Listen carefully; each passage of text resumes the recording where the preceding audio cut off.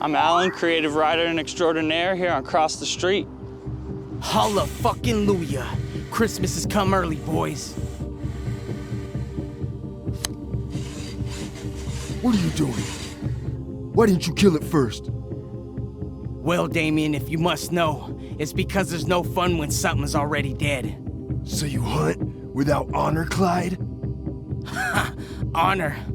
And running. It's honor that gets men like you. What is good? I'm here today with Alan Johnson. How you doing, how are you, my sir? man? Good to meet you. Good to finally meet you. Right. I did have to reschedule with him while I was out chasing the hip-hop news dragon that happened last week, so thanks for your flexibility. Yeah, Appreciate no it. worries, it happens. If you watch the show enough, you know I do bring everybody a gift. Here's your official Cross the Street tee. Thank you very much. Tapped in with that. We are here today at McMinimans. Have you been to McMinimans before? I have not actually, well, I've been to one in Forest Grove, I guess. Oh, you're in the Forest Grove one? Yeah. Yeah, that one's cool. Yeah. Oh, did I mess the mic up? No, you're good, yeah. You pop your hood out there, probably. Yeah. No, this place is great. It's considered a 1902 or something poor farm, they call it. Yeah, and this is a hotel and a bar? Correct. There's like several little, like, lack of a better words, like huts kind of laid about everywhere where you can go stop in and get a beer if you wanted to. Right. Yeah. So, man, you're an artist. So we got you on the show because you're an artist. You're a digital creator. I'm a complicated artist because I'm a writer and I can foresee worlds in my head and stuff, but I can't draw them. So I got to hire artists and find people that I could work within my budget. That's the ultimate challenge of making my art. So, yeah. So being a writer, then, is that what you kind of hunt for, then? You kind of hunt for the, I don't know, cool animations that you think you can write a story to, or is that how it works? Or? Yeah, I mean, Facebook is great for that. You stumble across artists and groups and stuff like that. For instance, the artist that's doing my main series, Khajar and Cajaria, she lives in Venezuela, and we connected through Facebook, and I hired her, and basically we're on issue 3 now. She completed issue 2 last year. So, what's her name? Her name is Maddie. Maddie, all right. And you met her like through Fiverr? Facebook. Facebook, okay, all right. Yeah, you do not only write drawing, or excuse me, you don't do drawing, but you do a lot of graphic novel writing, Yeah, correct? so I write comic books, film scripts. I just recently did a short animation film called Pottoria that basically we hired an animator and made like a 4-minute skit of basically like there's a nug of weed that there's life forms on it, but the world's like going to hell and like everybody's killing each other and we can't figure out how to stop it. And scientists are trying to preserve life. And so they shrink 2 stoners down and place them on the nug of weed to see if we can coexist with the life forms on the nug of weed. And of course the stoners teach them about Earth and all the shit we do, and the little life forms take it upon themselves to become like us, and they go to war on their planet, catch the nug of weed on fire, seemingly dooming us. But it catches the nug on fire and the smoke engulfs the Earth and everybody gets high and they forget why they were fighting and they're like, oh yeah, you know, like That's peace, great. bro. That's great. You brought some visual representations of some of what you do here? Yeah, so I had some action figure prototypes made. Oh, wow. This is the main character, Khajar. Where'd you get these done at? I had a person through Facebook make them. Wow. And who's this one? This is the main villain, Clyde. Wow.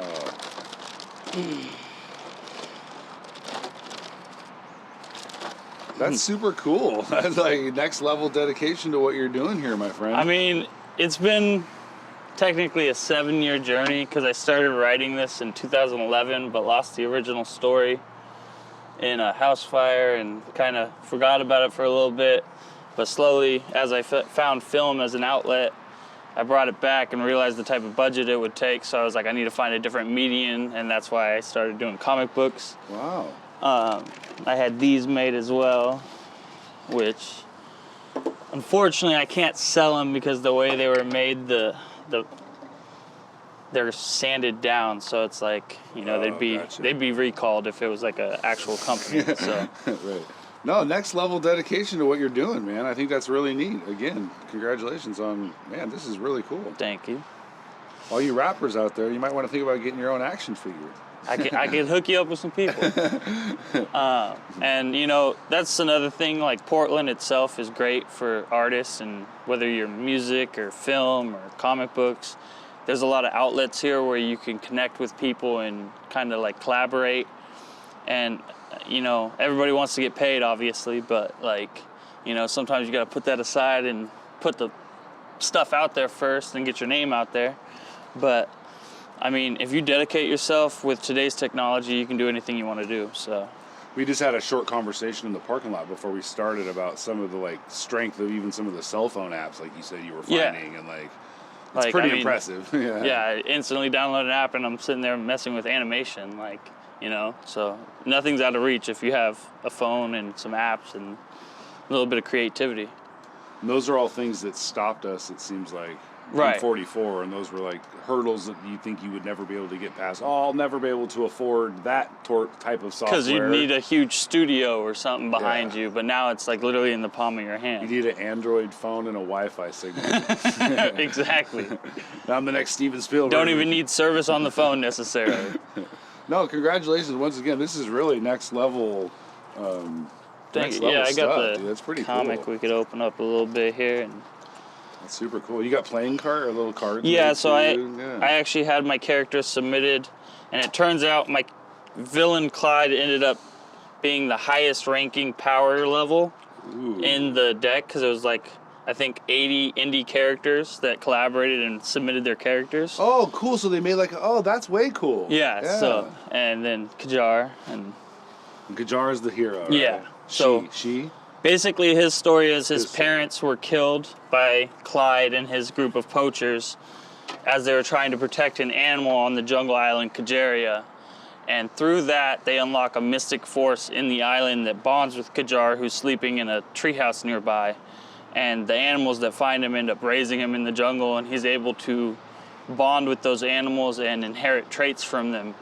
So, like, for instance, with the tiger, he like gets keen eyesight, and like, you know, his speed, strength, and stuff is like enhanced. How old are you, Alan? I'm 28. You ever seen the movie The Beastmaster? I have. Dude, when I'm 44, I tell you what, that was like when you're a 10-year-old boy, if that movie doesn't like open your brain up to this.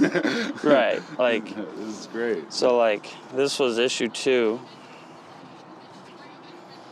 which the artwork was phenomenal. Wow. Really elevated us to How does the process work then? The artist sends you like their squares or whatever, and then you write from there, or? So I send her a script, and she's actually able to translate my script into this. Wow. Yeah. How long is it taking you to develop that relationship? It's been a rough one because she lives in Venezuela, so her electricity and stuff hasn't been the best, and it goes out, and their government doesn't really give a shit, and so like we deal with that. But apart from that, the relationship is great. We're able to communicate and get the things that are on the paper translated into the artwork, which is really important when you're trying to tell a story that you see in your head but can't necessarily draw. So in that aspect, it's great, but the speed and turnaround aspect is why we're only on issue 3 right now. But I already have like 8 issues written, and I'm working on other projects. When you're near the end of one of these projects, is it really just a matter of fix this little area here, I'll change these words? Like, how does that process work? Like the Yeah, I closing mean, of for the most part, she gets things to the T on what's on the paper. I mean, sometimes I'll have her go back and try to, like, you know, implement certain things to enhance what's being translated on the paper. But I mean, as far as the most part, it's just real I send her the script, she sends the artwork, I approve it, or I say go back and do this, and then from there I just use my software to publish it, and we get it published. And the selling aspect I'm still getting a handle on, but I got some things in the works that's going to help that. Have you had any success yet with sales? Have you had a moment where you feel like, oh shit, this is working? Or I mean, to me, I've never really gone at it like with the intent to necessarily make money, but we have, with issue 2 compared to issue 1, sold about 50 more units than we sold with issue 1. So I did notice a steady increase, and those people that bought issue 2 are like waiting for issue 3, and like they're interacting with me on social media, and I know that they're like waiting for issue 3. So good for you, man. Good for you. Is there like someone that kind of like led you on this path to get into this kind of writing, or are you just a comic book fan, or? You know, I keep wondering that. That's a good question. I remember when I was about 8 years old, I was in the library and I got this book, How to Draw Comic Books, with Stan Lee. And then me and a group of friends in 6th grade would like write these stories, and like my friend would do the artwork, I would write the stories, and like we had another friend that would like collaborate on some of the artwork. And then we'd sit there at recess and read the comic book that we just made, for instance. And it's actually a story I'm working on now, trying to like give a nod and like a shout out to that. Is I have this story called Sin and Avon, the Yin and Yang Adventures. And in aspect, it's kind of like a Pokemon Inuyasha like crossover. Alright. But essentially it's like these like spirit god things come to Earth and find this human character, and they bring him to their world, and they're like trying to bond with these creatures called Drakens, because they're like essentially like a, you know, life partner that you take on a journey and whatnot. But the Drakens actually choose you, so some people like try to like steal them from you and stuff. And one of the characters' father is like an evil overlord that's trying to like eat the earth and stuff, and they're trying to stop it and go against him. So that's like that story we made back then. So That's cool. Or do you still communicate with some of those guys? I just actually recently got in touch with the person that was doing the artwork, and he actually told me he still has, amazingly, one of the books we made. He hasn't found it yet, but he said he has it. Wow. What's his name? Daniel Gonzalez. Shout out to Daniel. Speaking of shout outs, I gotta give a special shout out to my homegirl Sue out in Napa. 3 Guys and Your Mom is the name of her clique, and she got me some subscribers. So big ups to Sue out in Napa. Keep Shout watching. out, Sue. Yeah. I heard you work with some kids and help them develop some skills and stuff, so that's really cool of you. So here we are, 3 Guys and Your Mom. Shout out. Cheers. Well, that's neat. So then, when you release an issue, then that's like the big thing. So what's the difference between, you know, like we deal with a lot of music on the show. When those guys release music, it comes with a video and promo, and is the same kind of sense set up for this kind of release, or? I mean, it all depends on what I got in my pocket, I suppose. Because, for instance, when we were doing issue 2, it was right as the pandemic came about, and I kind of got a little extra money than I was expecting, and ended up doing like a motion comic for issue 1 that kind of like was like a promotional thing for issue 2 to like, hey, buy the comic, continue the series, you know? It's on YouTube. Just type in Khajar and Cajaria. All right, I'll show that little clip right here. Bing, bing. And then, yeah, so like right now, I'm actually thinking about, because like I said, I had the Pottoria video made, and I was working with an animator that was pretty decently good. And I'm thinking of trying to do like a 1 minute, 2 minute video aspect of Khajar and Cajaria, so you could actually get like the visuals of everything.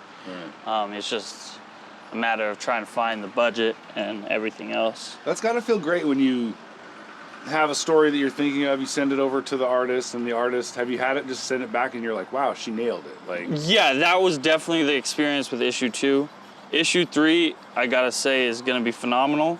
We have 27 pages, which this is about 16, so okay. That's a increase for us. And like every page not only tells the story that's wanting to be told, but like there's artwork there that you just get caught up in. And yeah, and aside from that, you know, we're also working on our anthology. But to bring back to your question, I'm sorry I got off track there. It's okay. Yeah. The greatest feeling for me right now with Khajar and Cajaria specifically is the fact that this was an idea that when I found a computer on the side of the road when I was like 14.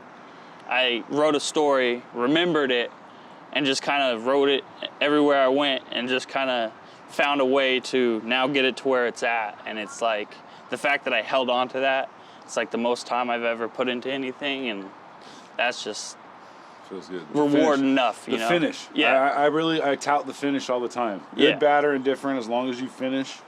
It's the best form to start an education process. Yeah, Just finish. and like through that I've found an outlet to, I know what I write on paper, I can get to action figures, to comic books. Yeah, that's so cool, man. I'm stoked on the action figure.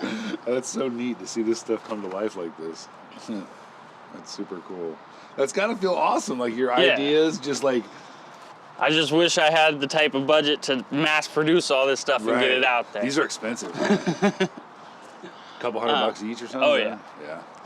But, yeah, I mean, to me, just being able to tell a story and have people actually enjoy it. Like, for instance, I had a message the other day, well, a couple weeks ago, of a mother who got issue 2 that's, her son's waiting for issue 3, and that's like, I did my job, you know, like. What's the age demographic that you generally... I mean, to be honest, this is mature content. There's cuss words, blood, violence. It's about a terrorist organization that's trying to take over the world by allowing poachers to poach people. And, you know, there's mystic elements to it, too. So there's some pretty woke 10-year-olds out there, maybe? Yeah, I guess. I mean, it blows me away when somebody's like, yeah, my kid loved it. I'm like, did you check it out first? Like, but I mean, I appreciate the sport all the way, because like I said, it's one thing thinking you told a good story, but to have somebody else tell you you told a good story, that's worth the job of a writer all the way. Here's some of the famous artwork. Let's go over here. These little balls you can do there. These little balls right here. These are like indicative of, or I think that's the wrong word I just used, but these are like really well known at McMinimans. Everywhere you go, they got these little things popped up everywhere. It's pretty dope. You do any other kinds of medium then? You know, you write, but have you tried drawing? Have you like... I'm sure you tried, I'm trying right? right now, actually. I just, like I said, I just got a new computer, so I've been downloading apps and stuff, because I'm trying to get to a point where I don't have to necessarily rely on so many artists to help me execute my vision, and I can at least do some basics. You sound like a rapper right now. This is why every rapper buys a laptop and a microphone and decides to make their own beats and their own album covers. And well, I mean, the computers I've gone through is crazy, but I buy ones for different purposes and stuff like that. And I'm also working on eventually trying to start an organization where we help people achieve their dreams. So, I mean, the more equipment and tools and resources I have, the better. So it's all adding up to something. Well, we ripped through about 18 minutes there pretty quick. You want to give us some shout outs or some special PSAs on the way out? Shout out to the artists involved with Khajar and Cajaria, with Kaiju Mania. Too many to name, but you all do a great job. And aside from that, I think every creator here in Portland deserves a shout out, because I mean, there's a lot of hidden talent here that you wouldn't believe, just don't get a lot of spotlight on them. That's why the show is something that I think is desperately needed in the city. Yeah. I'm glad we got to do this, man. Blown away your efforts. Really appreciate everything you're doing too. That's great. Keep it up. Likewise, man. Yeah, I'll add some links to where people can find episode or volume 1. Yeah. I'll get you the links for issue 1, issue 2. I'll keep you updated when issue 3 is available, and I'll get you all the images and stuff from like some comics and some other stuff we've done. Oh, the geese are here. Where are they at? Migration. Yeah, there you go. There you go. The geese are here. All right, man. Well, if there's anything I can do for you in the future, you let me know. Likewise. Let's get you home safe. And cheers, Fred. Show.